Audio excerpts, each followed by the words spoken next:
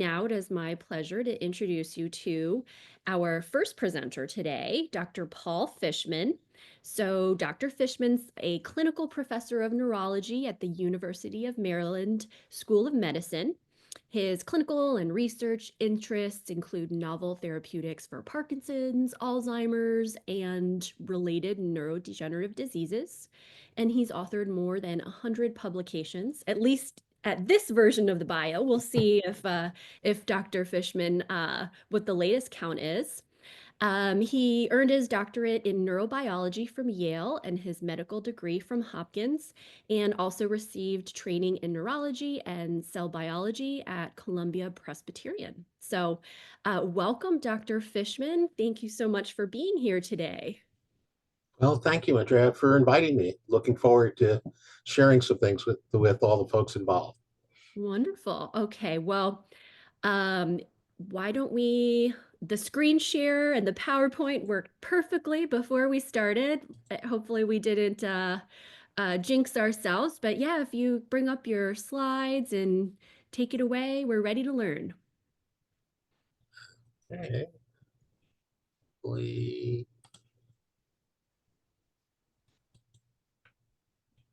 And hopefully you can see my slides. Nope. Nope. Okay, hang on.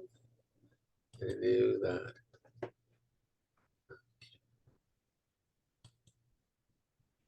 Okay, there we go. Yep. Okay, let's see I if I can see get it them. to full screen. Okay. Full This screen. We're full golden. screen. Okay. Okay. First technical hurdle passed. Okay. Well, hopefully a lot of what I say is actually going to be kind of common sense, which is when, for any condition, do you opt for medication and when do you opt for surgery? And so they're kind of different animals. Medications, virtually all medications have side effects, but they're usually mild and short term. They're usually related to dose, and most medications are reasonably effective. Side effects can be intrusive, bothersome, and particularly for brain-related conditions, you've got sedation and nausea that are common side effects. And for a chronic condition like essential tremor and Parkinson's disease, you're going to wind up taking these medications your whole life. On the other hand, surgery can be more effective even when medications fail. The problems or side effects of surgery are usually restricted to around the time of surgery. If you're going to have pain or other issues, hopefully within hours, days, or weeks, they're going to go away.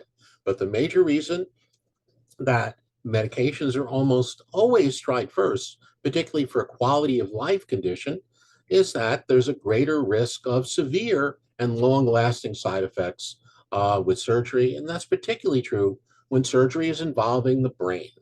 The brain is notorious for not having great abilities to recover when it's injured. Well, the type of surgery we're going to be talking about, and we always talk about MRI guided FUS. The S, most of the time in FUS, is focused ultrasound surgery. And it's been FDA approved for essential tremor, which is a condition of slowly progressive shaking of the hands, usually with action and holding objects. It's also FDA approved for patients with a very severe Parkinsonian tremor, again, in spite of medications. And finally, most recently, it's FDA approved for actually a long-term side effect of the most effective medications for Parkinson's, the involuntary movements called dyskinesias. For essential tremor, again, kind of common sense guidelines about what patients should consider and be considered for any form of surgical treatment for essential tremor. The tremor, particularly the hands, interferes with typical activities of daily life: eating, drinking, using tools, writing. And that when a person examines a patient, that the tremor, the movement of the hands, is severe enough, big enough that you would expect. It's correlated with interference in function. And a common guideline is that the movement of the hand is about a quarter inch. If it's greater than a quarter inch, it's really hard to do any sort of fine work with your hands. And the last one is kind of the softest criteria, that the tremor is that bad in spite of a reasonable attempt to reduce the tremor with medication. And there's no real hard definition of reasonable. And these criteria were used by the FDA when any form of surgical therapy, particularly deep brain stimulation and focused ultrasound, were approved. And they're also recognized by Medicare. So again, insurance coverage follows them as well. So what are the essential tremor medications? They're kind of oldies but goodies. There are no medications that have actually been developed for essential tremor. All of the medications we use are medications that are repurposed. They were used for something else. And the most effective and most widely used is propranolol.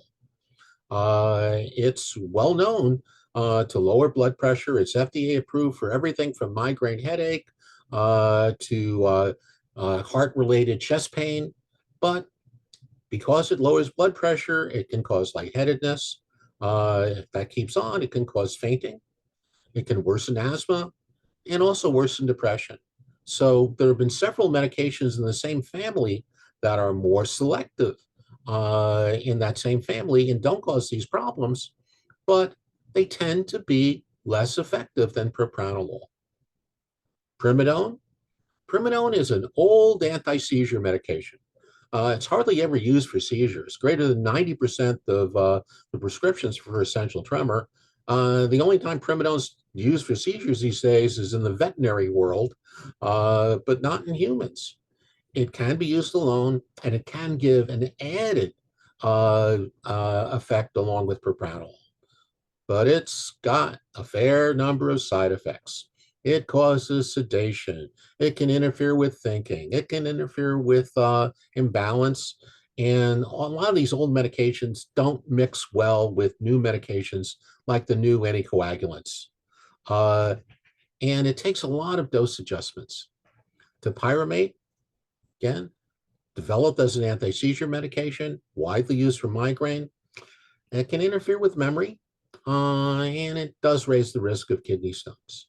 And again, a reasonable trial is to try at least 2 of these and increase to an effective dose without bothersome side effects.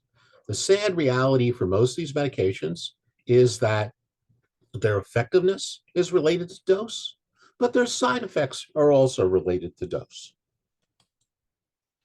Well, focused ultrasound, we've finally seen real advances, but this has been an idea for over 70 years. What makes it practical is MRI, stereotactic localization. MRI not only can really give these beautiful images, but MRI can actually measure brain temperature. And focused ultrasound, when it's used at a high intensity, it's really trying to coagulate and destroy a small spot of brain. And the new devices, as opposed to the old days, can do this in spite of the fact that the majority of the energy is absorbed by the skull. And this is from the screen of an actual patient treatment. And you can see the target in green. And the target, they can hit 32nd of an inch, 16th of an inch easily.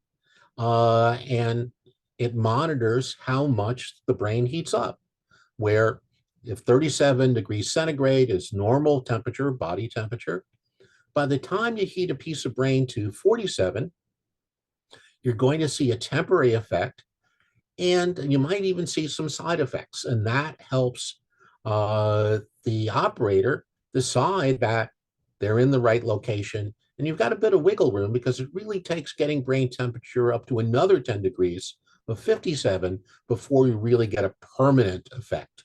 And just like DBS, both side effects and benefit, most of it's occurring in real time while you do the procedure. This is from some of the original work led by Jeff Elias that led to the first FDA approval. And in those days, the studies were actually done with sham sonication. Some of the patients in the first 3 months, they went through the whole procedure, but they really didn't have any energy in the sonication. They were the sham group, and compared to them, there's a 60% reduction, both in how much the hand moves and in patient reports of how much it interferes with daily life. And there's really good correlation between reducing and improving the movement of the hand and how much it really impacts people in life. That 60% figure, that's from the original studies, but still, I would say most, we're talking about 70% average improvement going on these days. And it's still a work in progress. We hope to see that figure continue to climb. There are side effects of the procedure, but overwhelmingly, they're mild and go away relatively quickly within days or weeks. Severe and persistent side effects do occur. Remember, the goal here is to destroy a piece of brain, and that's a little between 1% and 2% in these initial studies. We think that the numbers are a little better now, but they're still substantial. They're, again, the whole reason to consider medication first is even with focused ultrasound, there is a chance of long-lasting significant side effects. The standard for many years of surgical treatment for essential tremor is deep brain stimulation. And this is from a study that's virtually within a year of the focused ultrasound study. And the bottom line is when you add all of those up, if I said 1% to 2% for serious side effects, in this study with top centers and top people, they had 8%. And again, the whole reason that focused ultrasound was invented was to avoid the side effects. Every surgical consent form you'll ever see says bleeding or infection. But if you're not putting a physical probe within brain, you really get away from that. Well, when we talk about Parkinson's, the main abnormality that causes the movement-related problems in Parkinson's is a lack of the dopamine-containing cells in a very specific area that also is pigmented, and that's why it's called a substantia nigra. And this is a classic picture that's in every textbook that those cells, by the time you have advanced Parkinson's, they're gone. So the question is, if there's a loss of cells, how does surgery, which destroys part of the brain, how does that help at all? And we'll get there because probably the biggest advance in drug therapeutics for neurology really occurred more than 50 years ago. And that's the introduction of carbidopa levodopa for Parkinson's disease. And that leads to enhanced dopamine within the brain and significant release of the typical symptoms of Parkinson's disease of stiffness, slowness, and tremor. It's a real clever biochemical trick. You give a building block of the important chemical, and that's the levodopa. Then almost everywhere in the world, carbidopa or its equivalent is also included, and that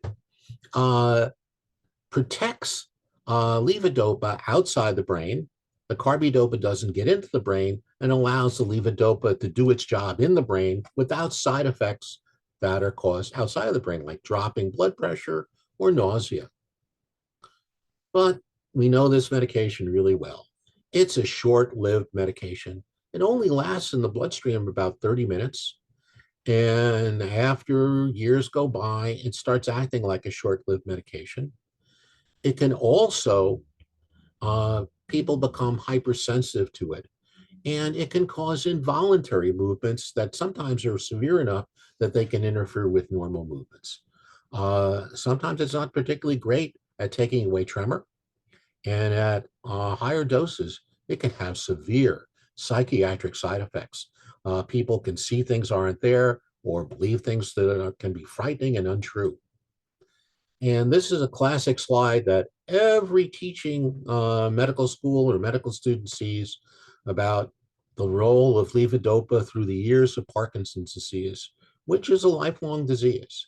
So in the beginning of the disease, medication lasts all day without side effects. But as the years go on, that threshold of how much medication it takes to relieve symptoms, patients with Parkinson's, when their symptoms come back, commonly refer to themselves as off. That means they have slowness, stiffness, and tremor, and they like to be on normal, but many times the stiffness and slowness goes away, but now involuntary movements called dyskinesia. And that's why, and sometimes there's almost no therapeutic window, almost at the same doses. And those are another group of patients who really should consider a form of surgery for their Parkinson's. And the surgery, the whole design is the way the nervous system works, is that if one area becomes underactive, other areas become overactive. And by destroying or reducing or interfering with their activity, you can restore that balance of normal brain activity. And so that's why destroying, and again, usually two particular areas, one called the subthalamic nucleus, the other called the globus pallidus internus or GPI, those for many years, we know that if we target them and interfere with their activity, we can improve the symptoms of Parkinson's disease. So what patients with Parkinson's should consider surgery? The straightforward one is tremor, just like essential tremor. If you flunk medications, in this case, different medications, carbidopa, levodopa, other medications like trihexyphenidyl or amantadine, if you flunk those medications and you still have a significant tremor, you still can benefit from a surgical procedure. And these medicines, again, they're never life-threatening side effects, but they certainly are annoying side effects. Constipation, dry mouth, rash, interference with memory, and they can really have bizarre interferences with behavior. Sometimes they can make people into compulsive gamblers or eaters. So they're not exactly great medications.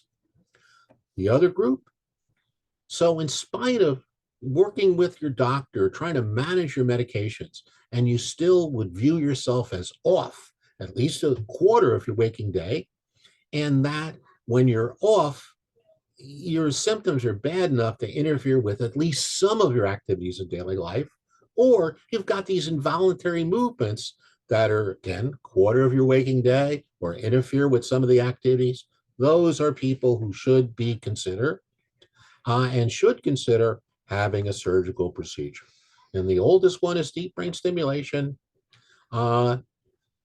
This is not new. It's been FDA approved since 1997. There have been over 500,000 implanted worldwide. But the rule of thumb, except for tremor, is what gets improved are the same symptoms, stiffness and slowness, that levodopa improves. And the goal of the surgery is to essentially be on as long as possible during your waking day without intrusive dyskinesias. The kind of separate group is tremor. Tremor is straightforward. We treat these people just like essential tremor. And that lower side, just gives you an illustration. The D in DBS stands for deep. And these things go inches into the brain with a risk of bleeding and infection as it goes all the way down. But they work.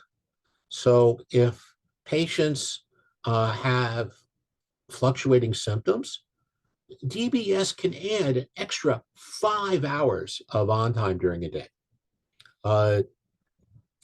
And my colleagues, late Dr. Weiner and the currently in good health Dr. Rich, wrote an editorial when another drug that extended the lifetime, and it's still true. Another trial, another drug, another hour. So, an improvement in that off state. Remember, these things are adjustable. As symptoms worsen, as the years go on, You can reprogram them and still maintain that for at least 5 and usually over 10 years. There are some new strategies. There are some very long-acting forms of carbidopa levodopa.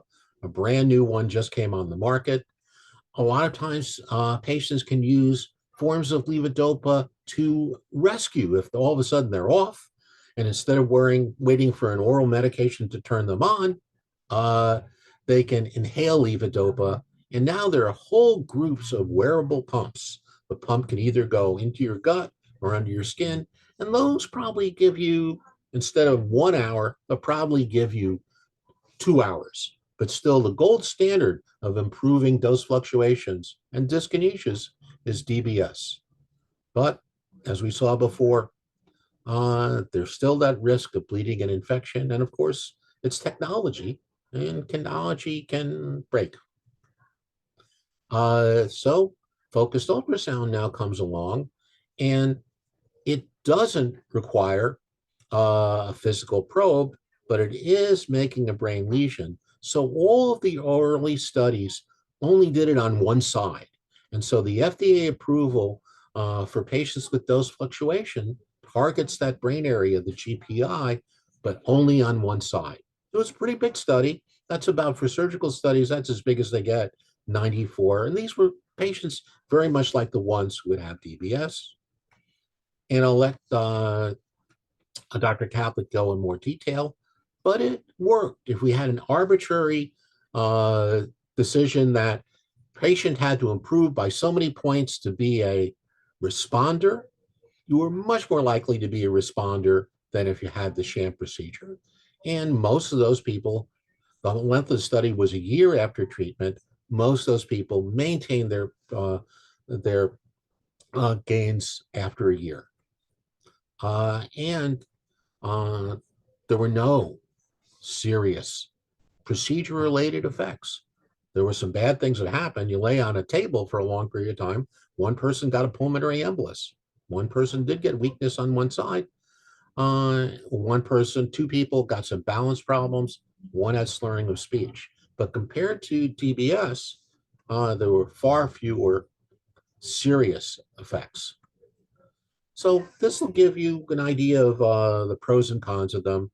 They're similar in many ways. You pretty much need most or all of your head shaved for all of it. A frame is either screwed or surgically mounted onto your head. Some DBS can be done asleep, but usually not for tremor. Certainly DBS has been around for a long period of time, again, up to about 500,000 people, but focused ultrasound is growing quickly. More than 10,000 patients have undergone this procedure. And again, with the number of centers worldwide, that's going to continue to grow. And except for when you're asleep, those rare situations, the patient is part of the team. It's that interaction with patients that says, are you taking away the patient's symptoms, and are any intrusive side effects occurring? DBS is a bigger deal. It really has 2 stages of surgery. One of them is an inpatient. The second is placement of a pacemaker as an outpatient. Focused ultrasound, purely an outpatient procedure. People go home about an hour after that. But for better or worse, at this point, focused ultrasound is a one-time treatment. There's no device, no battery. There's growing experience with retreatment. None of it's published yet. Some patients have gone on to have DBS. That's fine. And except for essential tremor, while DBS can treat both brain sides, focused ultrasound is only approved to treat one brain side and one body side. And I think with that, I'm going to just summarize, and hopefully we have my friend and colleague, Dr. Kaplitt. Okay. And again, here's kind of the state of where things are. Bilateral for ET. Unilateral approved for Parkinson's tremor. Unilateral approval for dose fluctuations for pallidotomy. And Michael talked a bit about it. There's a large study that we were both part of that's complete, that we're writing up right now, showing the first time bilateral focused ultrasound staged for Parkinson's disease. There's a small trial, mostly in Spain, looking at the other DBS target, and that's underway as well. And there's a lot of unusual things that are not just making holes in people's heads. And this is for therapeutic delivery.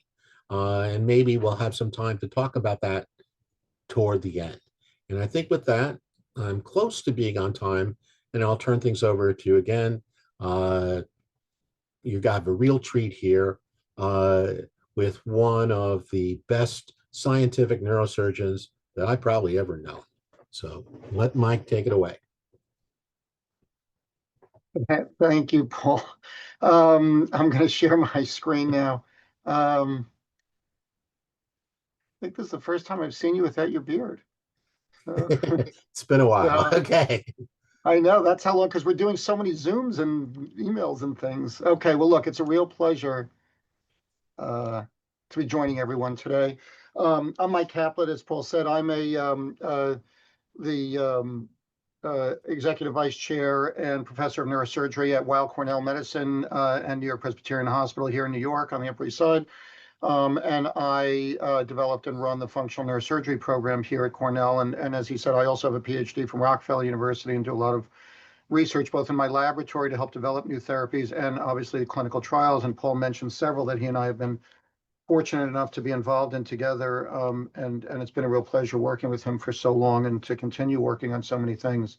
So what I'm going to do here in the next, maybe 15 or 20 minutes, so we have time for questions, is expand upon some details really just about focused ultrasound. I'm not going to talk about brain stimulation or any other new therapies like gene therapies or cell therapies, because that's a different sort of discussion. I'm really going to concentrate, no pun intended, focus on focused ultrasound and specifically some of the procedural details so that you understand, and then also some of the outcomes of some studies that Paul mentioned that we've been involved in together that he didn't elaborate on as much. So with that, I will just say that the basis of what we do here with focused ultrasound, with DBS, with everything that we do in sort of functional neurosurgery or et cetera, is really to try to alter circuits in the brain. The brain's composed of a lot of different circuits, and that's the goal here, right? The goal is to try to improve the functioning of circuits. With the case of focused ultrasound ablation, which sounds almost counterintuitive that you're trying to improve the circuit by destroying something. What we're trying to do, obviously, is take out areas that are functioning abnormally to try to let the rest of the brain function more normally, the rest of the circuitry function more normally. That's the key with focused ultrasound. It's very much akin to what happens when people have heart problems, and many of you may know people who've had ablations for cardiac arrhythmias like atrial fibrillation. It's the same concept. You're trying to let everything else function more normally because there's this node, there's this spot in one of the circuits that's functioning abnormally. So that's the overall goal. Now, I know you heard a lot about this earlier. I will just say that one of the things that has always struck me in my career is that no matter how innovative I think I am, no matter how new I think something is, someone's always thought of it sooner. And so here, this was non-invasive brain surgery in 1968, right? So this is a scene from the TV show Star Trek where the doctor was doing something to his brain. Look at this helmet. Look at what they have. They have a bunch of elements of things all kind of angled, pointing at the center. That looks shockingly familiar almost 60 years ago to the device that we use now that Paul had mentioned earlier for focused ultrasound. You don't see the thing sticking out because they put a nice white cover around it, but inside, those elements look strikingly similar to what was on the Star Trek show from 60 years ago. And so in the upper right-hand corner is that helmet. And you heard earlier that what we do with this is we have 1,000 sources of ultrasound all pointing at one spot, all coming from a different direction, trying to, and so each beam of ultrasound is fairly low energy and is relatively innocuous to the brain, but the point at which all those beams meet, you add up the energy of about 1,000 beams of ultrasound just at that target where they meet.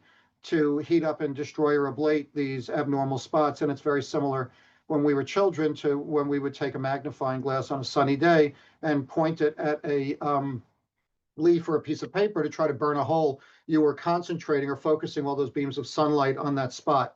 Now, this is called MR-guided focused ultrasound. I just told you why it's called focused, because we're trying to focus things. And as Paul just mentioned, we do have to shave the whole head for this procedure because the hair follicles can scatter these beams and you want them to stay on target. The MR guidance part comes in where we do this in the MRI machine. And the MR is capable of doing what's called thermometry. It can actually measure the tissue, the temperature of any tissue that's inside the MRI machine. So as we're doing the procedure, I just did 3 of them. That's why I was a few minutes late, because the last one ran a little long. But as we're doing this procedure, we can see what area of tissue is being heated, because no matter how well we target where we want these beams to meet, everybody's head, everybody's brain is different. And no matter how hard we try to predict in advance what's going to happen, there's always some variability from person to person, because what makes us great as human beings is our variability, but that also makes it challenging for us as practitioners to account for that. And so that's why we use the MRI machine to show us exactly what's being heated, so that if it's a little bit off, a little bit different from where we expect, we can adjust for that. It's never way off, but in our business, a millimeter can be a big difference between success and failure, between complications and good outcomes, et cetera. And so we want to make sure before we get to that point that we know what's being heated, and that's what the MR guidance comes in. And so you see here, this is a person, their head is in the frame that Paul mentioned, that's screwed in. There's a little membrane at the top that holds water in that the helmet's filled up with, and then you go in the MRI machine, and then these the ultrasound sends these beams to the central target where they meet and eventually heat up that area and will sort of burn and heat it. And you do this a few times, and eventually you get it to where the temperature you want to go to. So this is an example, an older example. I just took some pictures because I felt I needed new pictures, because this was from the very old machine that we were using about 10 years ago. But you see here that the spot we're targeting in the brain in the upper left-hand corner, this is a curve of the heating. So the bottom is time, 5, 10, 15, 20 seconds of heating. So it starts out on the left side, and then the left side is Celsius in the y-axis. So temperature in Celsius. So 37, which is like between 35 and 40 here, it's starting out at 37. That's normal body temperature. That's where you're starting. That's the same as 98.6 Fahrenheit. And then as you heat, you see that these curves are starting to rise. And this is measuring it at the target where this little crosshair is. That's where it's measuring the temperature.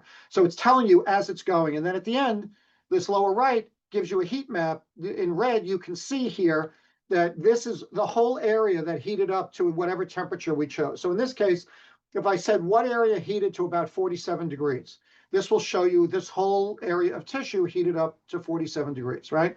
Well, the target was the dot in the middle of the circle. So you can see we're getting our target, but it's kind of, we would like the whole heating area, this to be centered around the heating area. We don't want most of it to be outside of that area. So we see this, we say, okay, we need to tell the machine to adjust it. So we adjust it, and then this will move back to where we want it to be. So that's why, to keep people safe, we will do several rounds of this at a low temperature, somewhere around 45 to 47 degrees, so that we can see what's heating, but that's too low to do anything permanent. So we're not going to hurt anybody at that temperature. So if we see that it's extending a little bit in a direction we don't want, we can make an adjustment to the array and tell the machine what to do. And then we repeat it. And now this red splotch usually goes in the middle. Now this dot and the circle will be in the middle of this red splotch, and that tells us that we're well centered. The heating, the volume of tissue heated is well centered. We do this in all 3 directions, right to left, up and down, front to back, so that we get a 3-dimensional view that this thing is in exactly the right place that we want it to be. So then you can see at the end of the procedure, we see this really impressive little white dot that this arrow is going to. That's not supposed to be there. You look at that same structure on the other side of the brain, it's not there. That is the ablation. If a radiologist saw this who knew nothing about this patient, they'd think they had a small stroke, because this is what strokes look like. Not as perfectly round, but when you kill brain tissue, it looks like this. So here, this very small area, we are specifically ablating. The rest of the brain looks totally normal. Many of you may not know what normal looks like here, but I would say that if you just looked at one side versus the other side, tell me what's different. It looks identical on the two sides throughout the entire brain, except for this the one spot where the arrow is. That's what's new and different. That's where we targeted our ablation. And then you see at the bottom, you see the circle with the dot in the middle, but then you see kind of a fuzzy cloud or waves of white around it. That is swelling. That's edema. Anytime you damage tissue in the body, you get some swelling that happens over the next 24 to 48 hours. You bang your hand at night, you wake up in the morning, it's all blown up, right? Same thing happens in the brain. You ablate this piece of tissue, you get some swelling around it. That could cause some side effects because of the effect on nearby structures. So right next to this target are structures that could affect your speaking, maybe even movement. Right behind it are structures that could affect sensation. You can get numbness. If you get those things a few hours or a day after the procedure, it's almost always this swelling. It's not 100. It's possible that the ablation could evolve and it could actually be permanent, but the vast majority of the time, this is just temporary because of the swelling causing some dysfunction of these areas, but they're not ablated at all. And so we warn patients, be a little careful with your walking for a while, make sure, because you could get some unsteadiness, you can get some weakness, you might get some numbness, you might get some slurring of your speech, and in most cases, this gets better over time. It's rare that it won't, but it could. So, and then in the right side, we look to see if there's any evidence of bleeding, and we usually don't see that. And so as a result, most of us will send patients home the same day. We were trained not to, but when we all first started doing this, we would get these sequences and the brain looked perfectly fine and the patients looked perfectly fine. So the very first study that Paul and I were involved in that led to approval for this, you had to admit the patients overnight. And most of us would look at our patients and they looked like they were fine. They had no reason to be in the hospital. We weren't doing anything. And their brains looked fine. So we all started sending them home and the patients do fine. That's why patients go home in our practice usually an hour after this procedure, regardless of age. The oldest patient I've ever treated was 93 years old, still went home an hour after this procedure.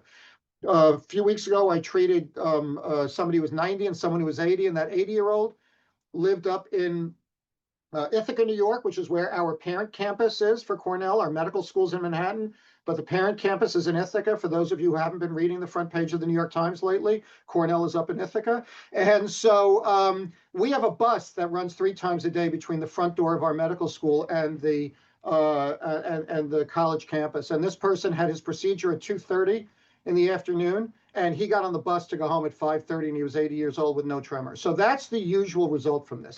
Doesn't mean that there couldn't be some side effects, as Paul showed you. There are some side effects that are usually transient, but it's usually in a small number of patients. Most patients, regardless of age, do well with respect to the tremor. So many of us also use very advanced mapping. I work very closely with our radiologists, so they will map out the tracks, the connections that we want to target.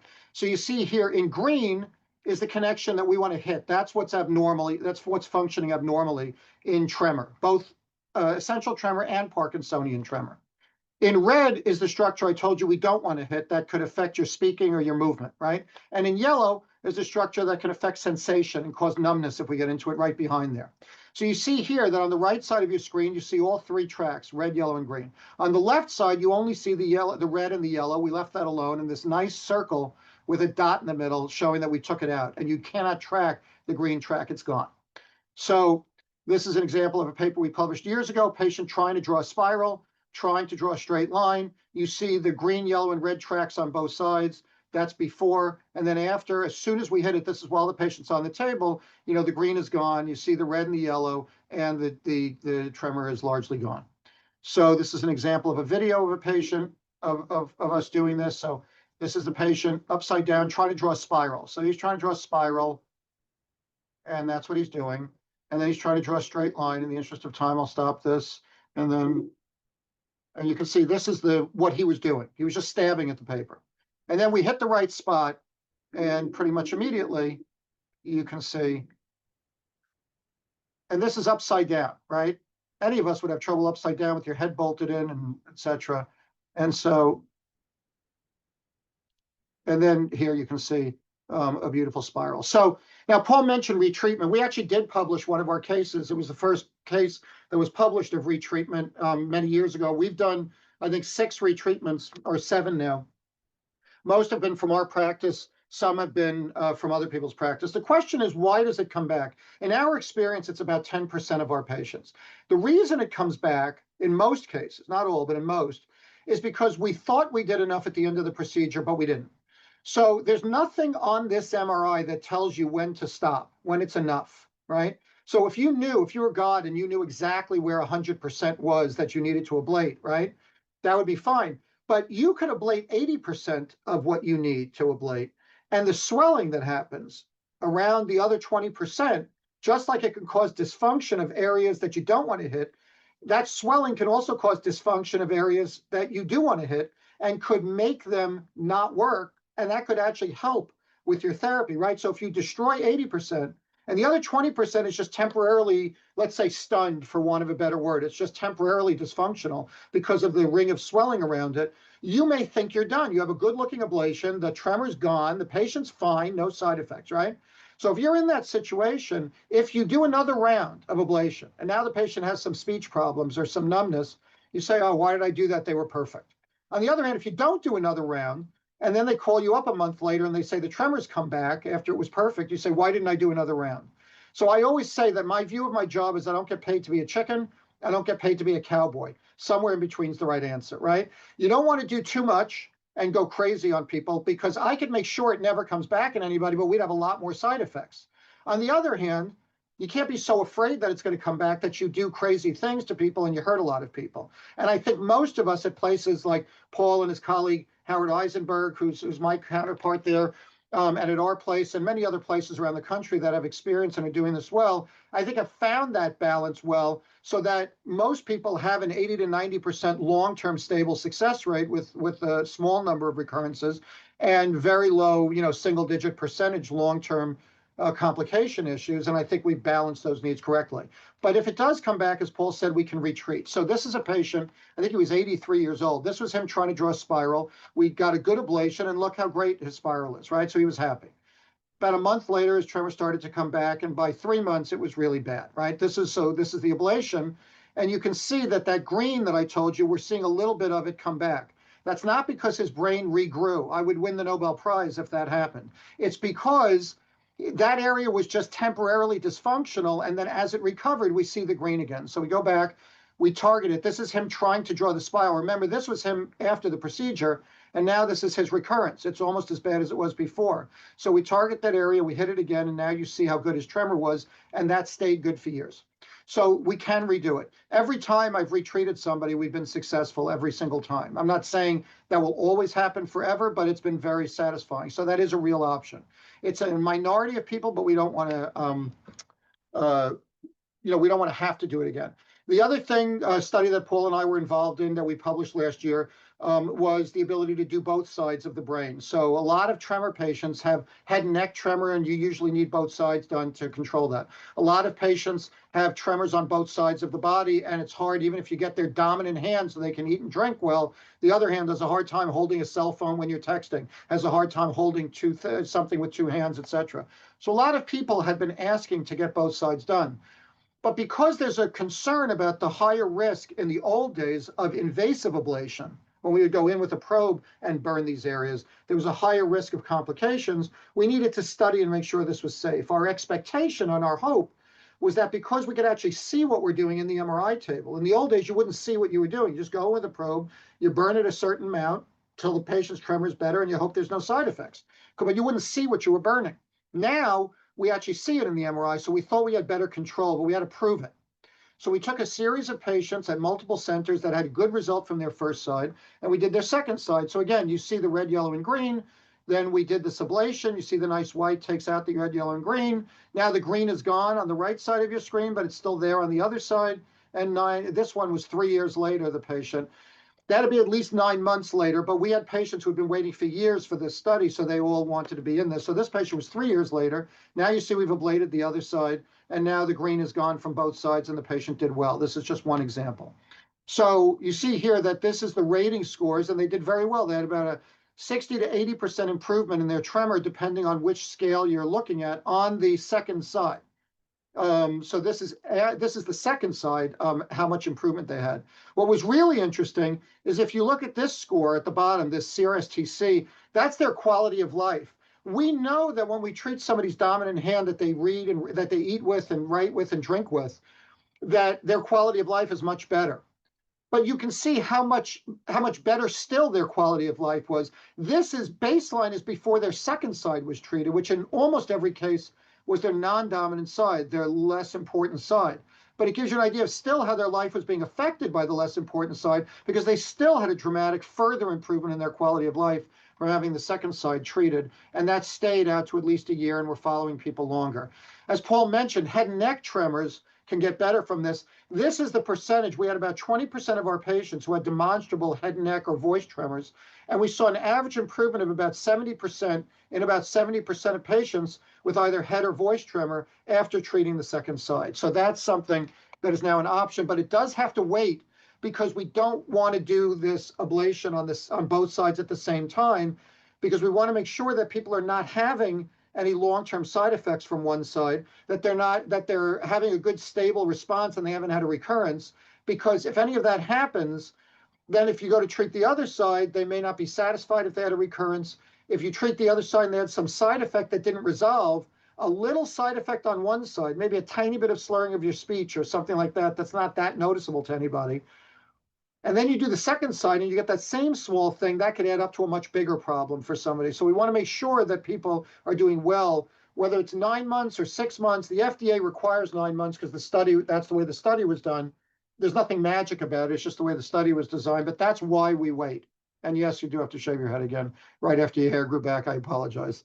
So, and this is just the objective data that there were some patients, but not many. And over time, most of these things resolved, that the patients who had, and you can see that with objective testing, phonation is speaking, there were a fair number of patients that actually had some abnormalities at baseline, meaning before we ever treated them, presumably from the first side of treatment. Clinically, they had no problems. We only enrolled patients who seemed fine, but when you did formal testing, they had some issues, which people have. So there was nothing that was that dramatically different than when we treat one side alone. Now, in the last minute, I'm just going to tell you this, and then about the PTT study that he mentioned, then I'm done. So why won't people be a good candidate for focused ultrasound? Well, first, if their skull is not favorable for letting the ultrasound in, and each center has a little bit different way of approaching that. But the bottom line is, if we can't get enough energy through the skull, it's going to be very difficult to do this safely and effectively. And the skull density, or the firmness of the skull, is an objective measure that we do to tell you whether we think that this will be safe and effective or not. There are other things we look at: how thick your skull is, how big the sinus is, your air sinus when you get sinusitis, other things that we look at, how much calcium you have in your head. But we don't know how to quantify that, so that's more of an impression. But even when your skull density is low, if these other factors are favorable, you can often make this work out.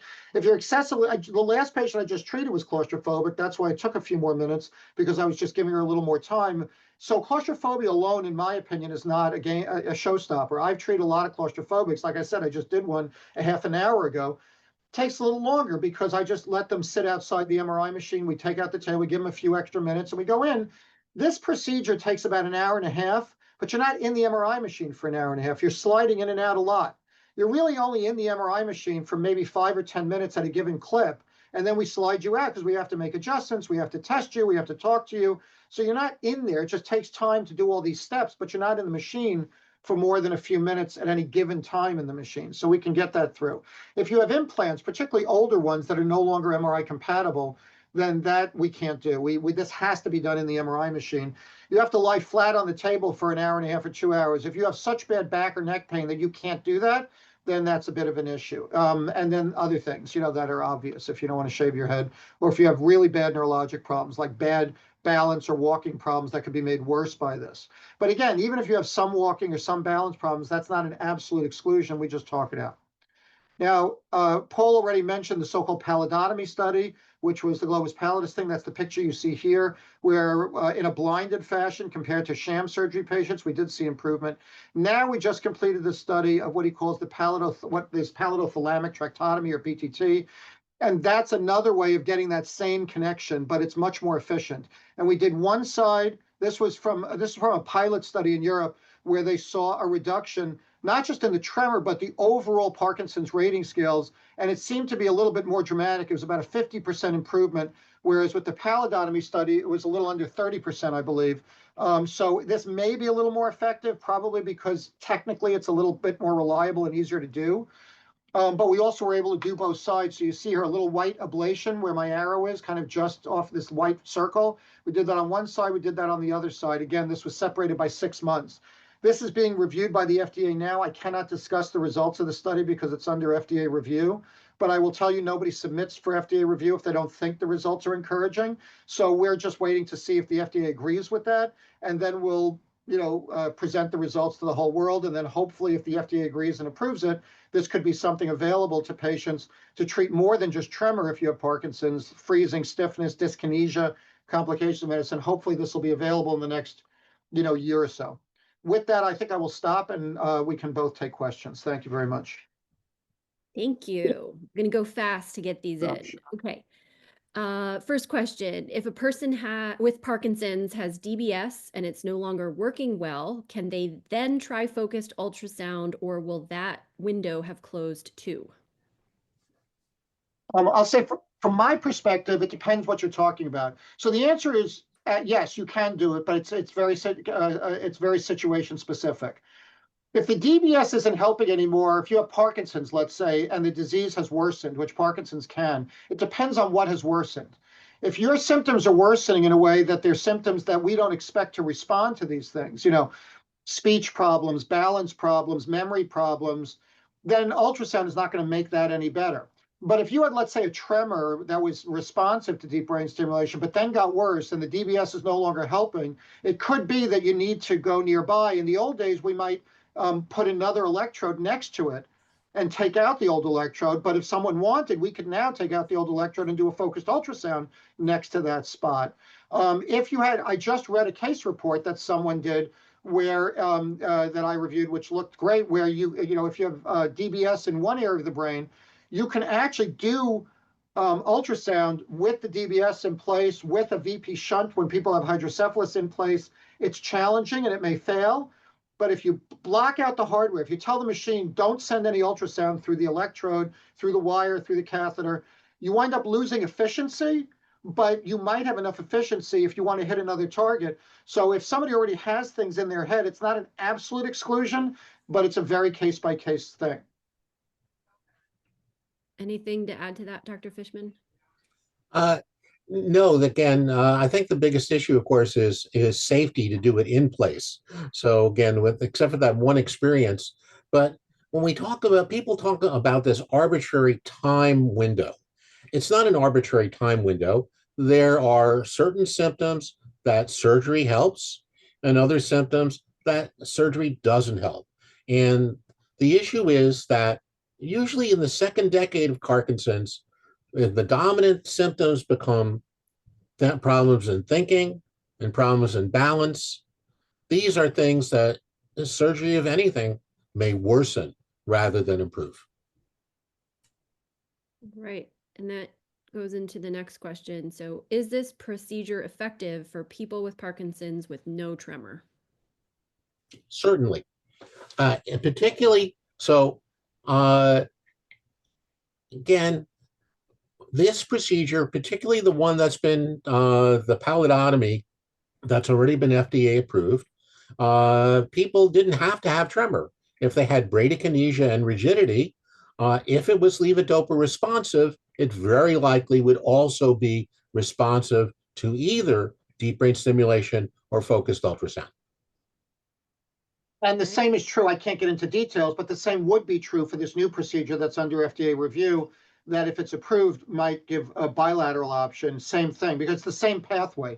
You're just basically disconnecting the globe. So instead of the pallidotomy, which is destroying the globus pallidus, you're disconnecting it with this new procedure from the other parts of the brain. So it's functionally the same thing. So that would also give options. Okay.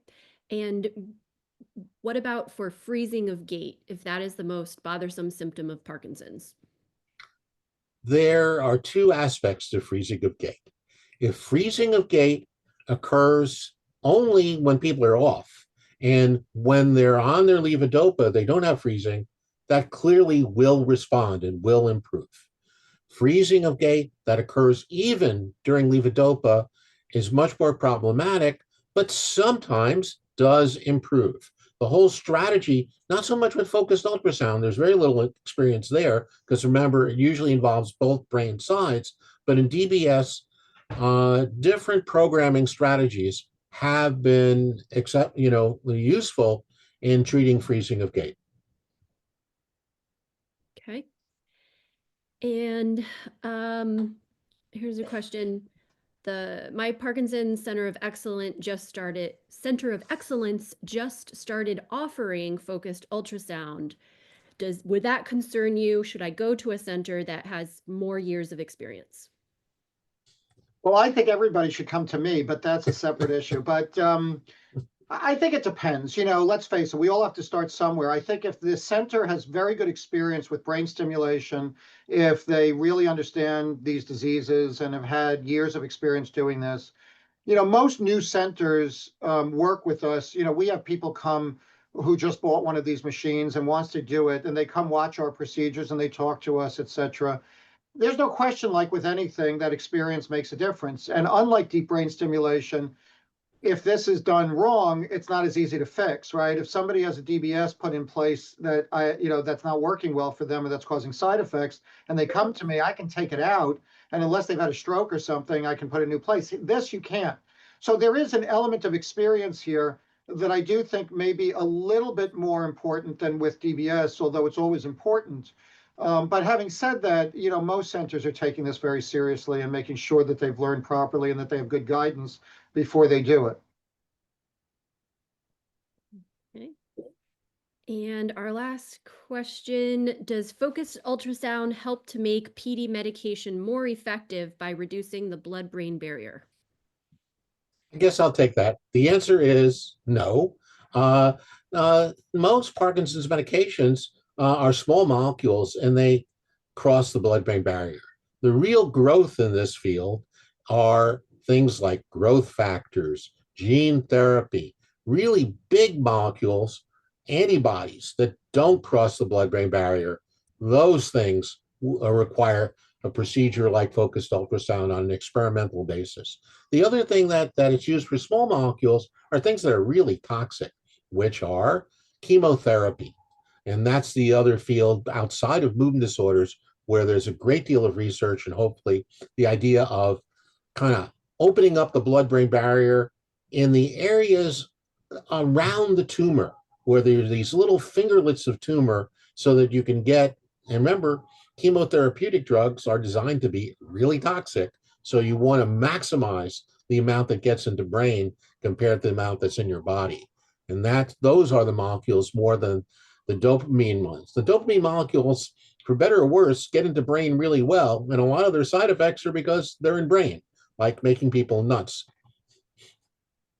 Andrea, can I just say one more thing before, because I know that was the last question, but I saw something come up in the chat that I think is important to be clear. Someone asked in the chat, is this the same as gamma knife? This is not. This is not radiation. Gamma knife is radiation. This is not radiation, it's ultrasound. It doesn't do anything that radiation can do to the cells in your body. So number one, you don't have the risks of radiation. It's not a huge risk, but radiation can cause long-term risks. And unlike a cancer that Paul just mentioned, for a functional disease, people can live 20, 30 years after this procedure, and there is a risk with radiation that you could develop cancer over time. This is not radiation. The other thing is that with gamma knife radiation, for things like tremor, for pain, for other things, it usually takes 2 or 3 months to see benefit because you're relying on the reaction to the radiation. And similarly, side effects can happen later on. Here, it's not radiation, and we're getting an immediate feedback. We're getting immediate feedback about improvement. We're getting immediate feedback about side effects. All 3 patients that I treated today went home an hour after the procedure, and they will be eating and drinking with a hand that has been useless for years this evening, not 2 months from now. So it's a very different technology. Wonderful. I'm glad you saw that in the chat and answered it. Well, thank you for a wonderful presentation. Thank you, Dr. Fishman, Dr. Kaplitt, and thank you, Emily from the Focused Ultrasound Foundation. I see Tim there as well. Appreciate all your work and leadership in this area and for being a good partner of PMD Alliance. So thanks, everyone. Have a wonderful afternoon. And if you want to watch it all again, give us a couple days and it will be up on our website and our YouTube for further viewing. Have a great afternoon, everyone. Bye now. Thanks for having us. Thank you.